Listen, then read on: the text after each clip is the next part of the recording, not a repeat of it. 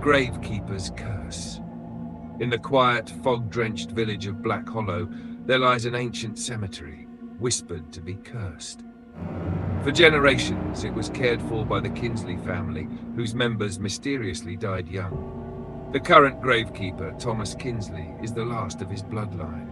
Burdened by family tradition, he tends to the graves in solitude, haunted by his ancestors' tragic fates.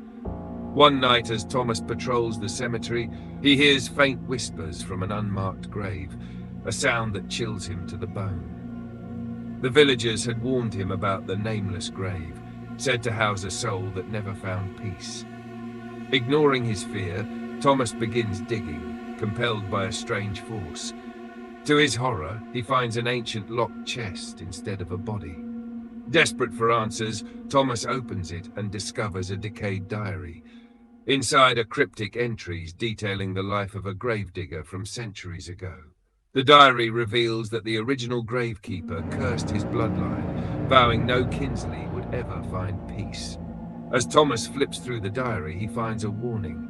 The moment you unearth this, your soul belongs to the damned. At that moment, the earth trembles, and Thomas is enveloped in darkness. He awakens to find the cemetery gates locked from the inside, trapping him among the restless spirits. Before we continue, make sure to subscribe for more spine-chilling tales like this.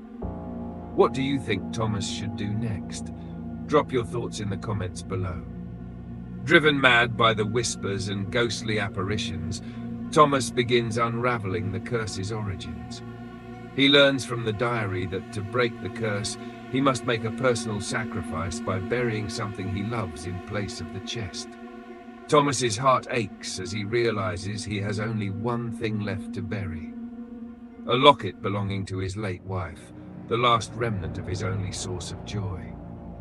As he places the locket into the grave, the spirits scream in fury. The nameless grave erupts, revealing the original gravekeeper's ghastly form. Thomas pleads for mercy, but the spirit demands his life as final payment.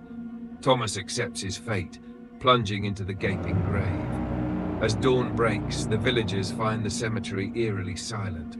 The gates are unlocked, and a fresh gravestone stands where the nameless grave once was. On the stone are etched the words, "Thomas Kinsley, the last keeper. Rest now, at last." Though the curse is broken, the villagers know better than to disturb the graveyard again. Black Hollow remains steeped in quiet dread, a testament to the heavy price of breaking a curse.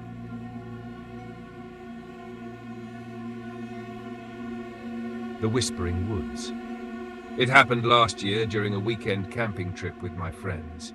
We were all craving an escape from the city, so we packed our gear and headed deep into the woods, a spot far off the beaten trail, where the air felt heavier and the forest seemed untouched. The first day was perfect. We hiked, built a campfire, and laughed under the stars. But as the sun dipped below the horizon on the second night, things started to feel off. It began with the whispers. At first, I thought it was the wind rustling through the trees. But then I noticed it wasn't random. It sounded like words, faint and garbled, coming from the darkness just beyond the reach of our campfire. My friends laughed it off, calling it forest ambience, but I couldn't shake the unease. As the night deepened, the whispers grew louder. I decided to walk a few steps away from the campsite to clear my head. That's when I noticed something strange. The forest, which had been alive with the chirping of crickets and rustling leaves, had gone completely silent. And then I saw it. Just beyond the tree line, a figure stood motionless. It was tall and thin, with unnaturally long limbs and eyes that reflected the firelight like two dim lanterns. I froze, unable to look away. It didn't move, didn't blink. It just watched. I whispered for my friends, but when I turned back to the campsite, the fire was gone. I swear, it had been roaring just moments ago. The campsite was plunged into darkness and my friends were nowhere to be seen. What would you do if you were in my position? Let me know in the comments and don't forget to subscribe for more chilling stories like this one. Your ideas might inspire the next tale. Panicking, I ran back toward the campsite, calling out for my friends. That's when I heard the laughter. It wasn't friendly or familiar. It was distorted, like it was being played backward on an old cassette tape. The figure began to move, its limbs jerking unnaturally as it stepped into the clearing. I sprinted into the woods, my heart pounding so hard it felt like it would burst. Branches clawed at my arms and face, and the whispers followed me, growing louder and louder until they became screams. I stumbled upon a small stream and knelt to drink, desperate to catch my breath. When I looked at my reflection in the water, I saw something that froze my blood. The figure was standing right behind me. I don't remember how I got back to the campsite. It was like I blacked out. When I came to, my friends were shaking me awake.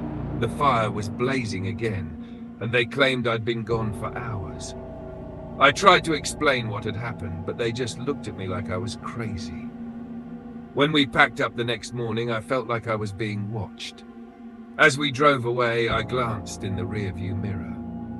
Standing at the edge of the woods, barely visible in the daylight, was the figure. To this day, I don't know what I saw or what happened that night. I haven't been camping since, and I probably never will. But sometimes, when I'm alone in my apartment late at night, I hear faint whispers, and I wonder if it followed me home.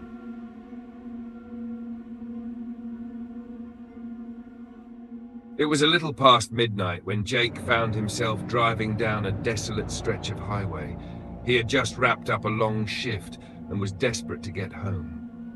The road was pitch black, lined with towering pines that seemed to close in the further he drove. The silence was oppressive, broken only by the rhythmic hum of his tires against the asphalt. He was halfway through an empty stretch of road when he saw it. A figure standing by the side of the highway, their thumbs sticking out in a hitchhiker's gesture. Jake hesitated. It wasn't like him to pick up strangers, especially at this hour, but something about the figure made him slow down. They were wearing a hooded jacket, their face obscured by the shadows. Maybe it was the late hour or the creeping loneliness, but Jake pulled over.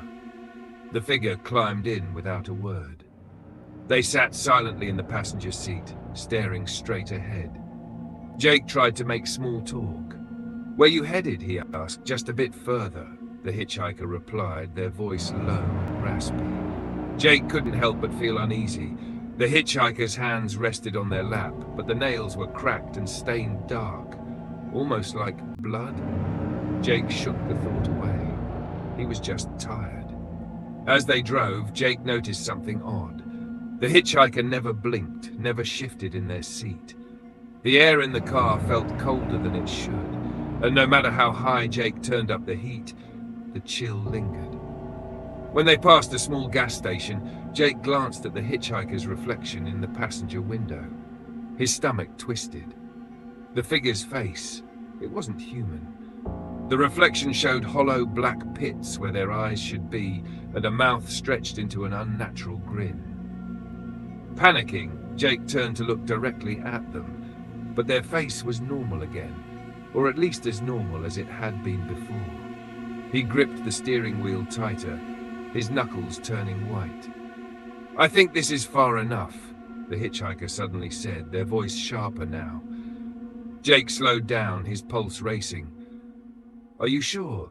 There's nothing around here." "Let me out," they interrupted, their tone brooking no argument.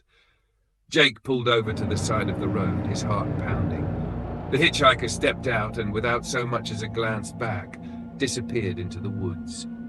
Jake sat there for a moment, catching his breath, trying to convince himself it was all in his head. But as he reached to shift the car into drive, he noticed something on the passenger seat. A single, deep crimson handprint. What do you think happened to Jake? Let me know in the comments. Your thoughts might be scarier than the story itself.